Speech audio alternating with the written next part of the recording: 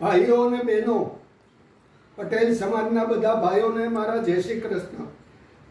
આજે સિત્સરમાં આપણું ભર્યું 125 વર્ષની ઉજવણીનો ઉત્સવ ચાલી રહ્યો છે, ત્યારે મારે સમાજને એક સંદેશ આપવો છે કે હું 84 વર્ષનો છું, પણ 84 વર્ષનો યુવાન છું.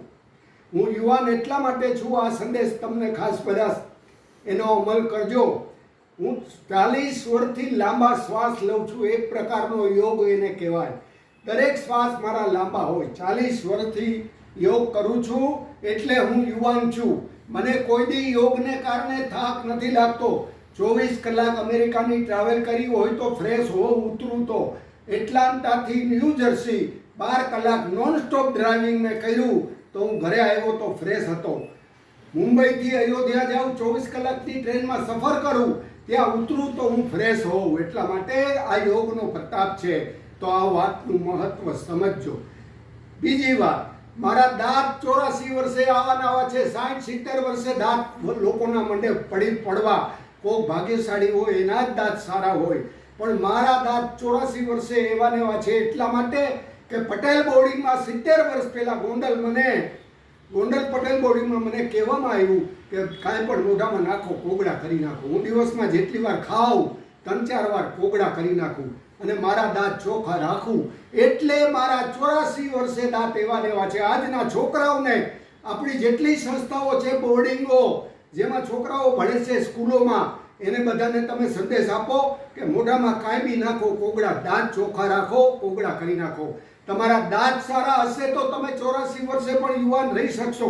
દેવાનંદ એક્ટર હતા, એ એવરગ્રીન હતા. 75 વર્ષે દાંત પડી ગયા તો બીમાર પડ્યા ને ઉપર વયા ગયા. 84 વર્ષે હું હજી યુવાન છું એટલા માટે કે દાંત સારા છે. તો દાંતની કાળજી રાખવાની બધા છોકરાઓને સંદેશ આપો, બધા એને અમલ કરો. એ સિવાય હું એરોબિક એક્સરસાઇઝ બતાવું, એ બધાએ કરવાની છે. આ રીતે તમારે એરોબિક એક્સરસાઇઝ આ 25 વખત આ સ્ટ્રેચિંગ કરવાની છે. આ એક પગે, આ બીજે પગે તમારે આ 25 વખત આમ કરવાનું છે. અને આ 25 ઉદ્વેગ તમારે કરવાની છે. અને આ રીતે 500 વાર આપણે છાશ ફેરવતા હોય એવા વેલણ ફેરવવાના છે.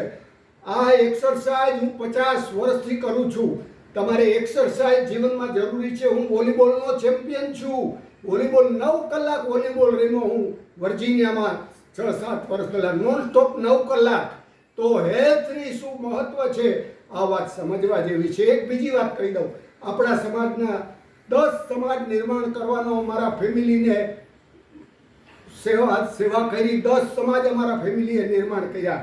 મોટી માળની હાઈસ્કૂલ, મોટી માળનું હવેલી, જૂનાગઢના બધા સમાજ, પટેલ સમાજ, ફળદુવાડી, RS Kalariya medium English school, કોલેજની હોસ્ટેલ, બધું મારા સમાજે નિર્માણ કર્યું.